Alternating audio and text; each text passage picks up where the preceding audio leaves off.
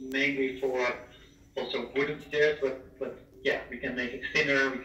We can quite do a lot of workarounds to make it also work for metal stairs. But and yeah, we just have to see what projects you have, what examples you have, what kind of models that are very common to do, and then we can take every step at a time to start building that.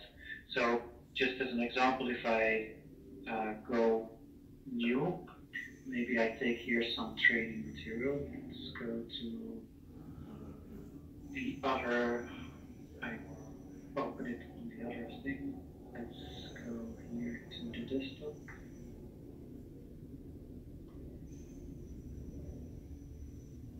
So I have here some PDF files. One of the files you could consider to print. Is it on the others? Is it on the other screen? Yes, it popped up on the other screen. Sorry. Could you maybe drag it to this screen, because then we can keep it open for you. You drag the whole Staircon over, probably. No, you can leave the Staircon on the other screen, but just the PDF file on this. Then it's. Let me see where. It's just on that auto desk on the bottom, all the way over to the right. Yeah, right there. That's what he wants, right? Yes. There we go. Okay. Okay.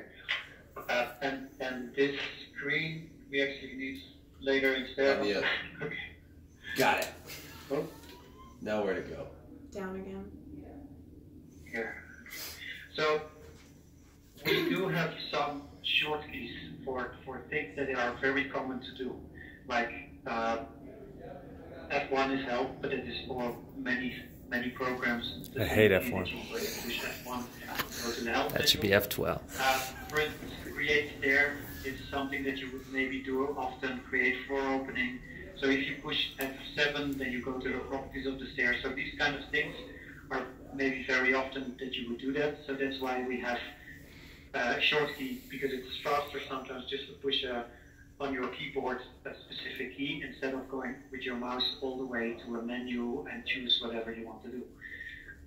So we have these function keys in combination with nothing, then it does this, or in combination with Shift Control and Alt, and then we do some specific items. So yeah, some customers print it and start using some short keys because it's working faster going with your mouse all the way up. And we have also some short keys with some letters, and in combination with Control or Shift Control. Again, some things are things you already know, right? Like Control A is select everything, Control Copy is Control C. Control V is paste. So these kind of things that is more Windows-like. It will also work with Staircon, like you see Control A, Control Copy, those kind of things. You also mentioned it here, but you will already know that when you work more with a computer. So just for your knowledge there, if I take here, this is the starting user guide.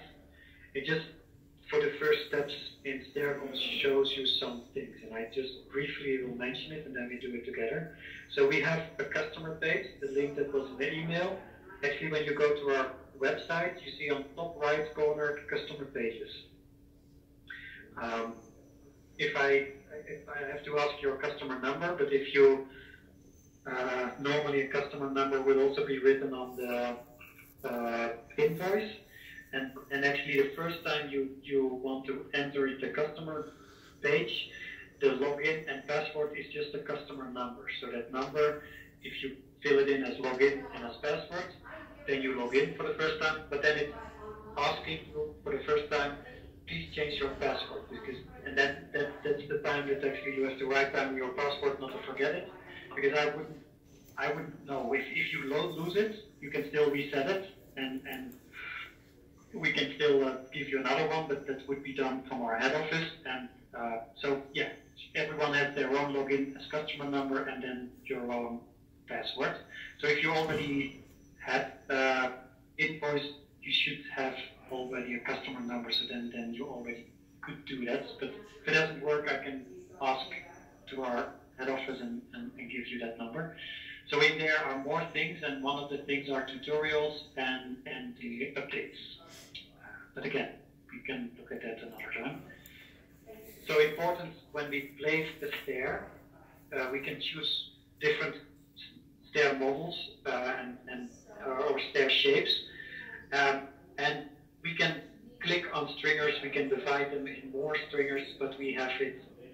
This is the left side and this is the right side, and the way how the walk line is going, this is the end step.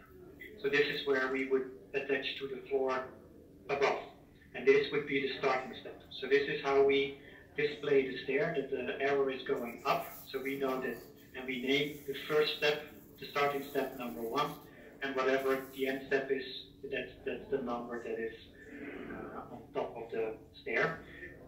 And we look at the stair from standing in front of it. So everything left is stringers left, and everything on the right side are the stringers right. This is a little bit how you should, or how we are looking at the stair. So from the down, up, and then left, right, those are the stringers.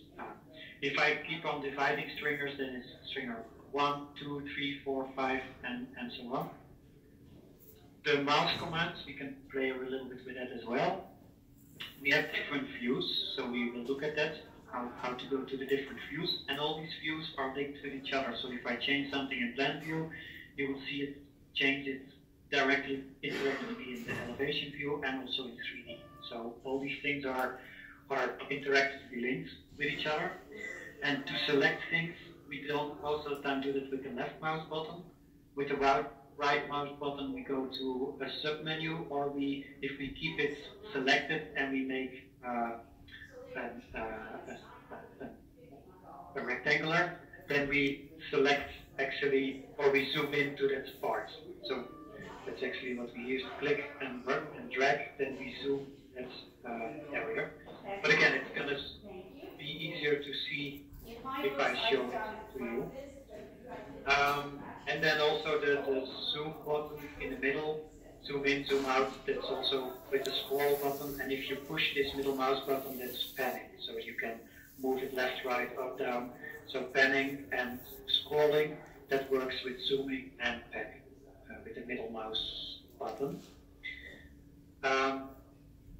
Important to know, but that's something that will be more something that you realize once working with Staircon, is that we recalculate things automatically. So when we start placing a stair, it starts to recalculate it placed automatically somewhere a walk line. Based on the walk line, it's going to do a thread distribution. Based on the threads, it's going to make the stringers an elevation, a specific shape. Based on that elevation, it's going to make the design of the balustrade. So it's like a waterfall. And if you have done some manually changes and you say, okay, but this elevation I don't want to change, I only want to update the balustrade, then you see that when pushing F11, it doesn't do all the things in front. It only does the last step, that is the balustrade. If I would push F8, it would recalculate the whole thing. So maybe if I do something manually here with the threads, different placements, it would override that and make it again how you mentioned you wanted to be in the database. There are some things that I can show you that you can block it, even if I push F8, that it doesn't do any recalculation of the threads, but then I have to put in the property of that stair that he is not allowed to recalculate this thread distribution. So I can block things in this waterfall structure, but this is actually what is in the background. So you need to know when I'm changing stuff, it might be that it's recalculating things automatically. So it's just that you now have it in the back of your mind. There is something that it's recalculating in different areas, and you just have to be aware of it when you make changes. So here are some basic examples for a quarter step, an L-shaped step, a straight step, working with some helplines, but this is something that I will do with you also step by step.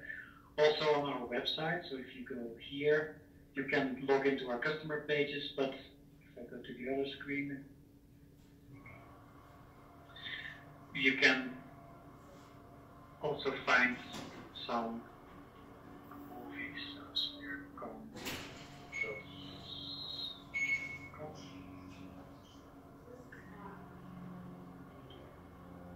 But maybe based on some specific questions, like I sent you last time, a movie.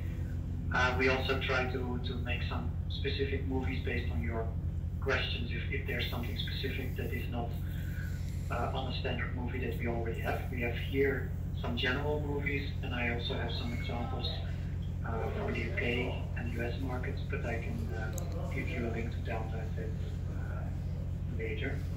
So yeah, here you see first rotation. So here's also some information about general things.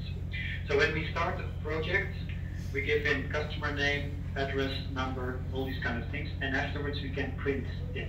So first I would like to start focusing on starting just to use Staircon and drawing things.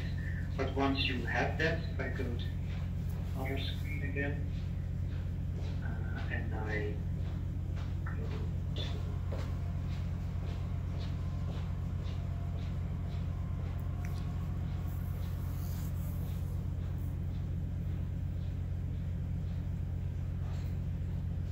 for instance templates, I put in some example templates. So if I see here, if you would take letter design approval, here you see actually that your logo can be placed here, order date, customer number, and then it can fill it in. So if you use specific templates, it can fill in the floor height, around your eyes, all these things automatically, but also the customer name, the address.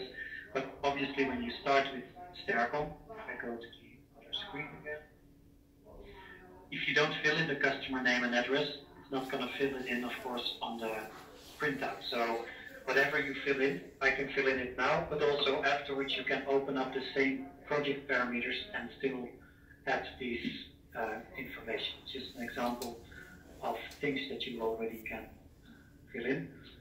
One of the things is the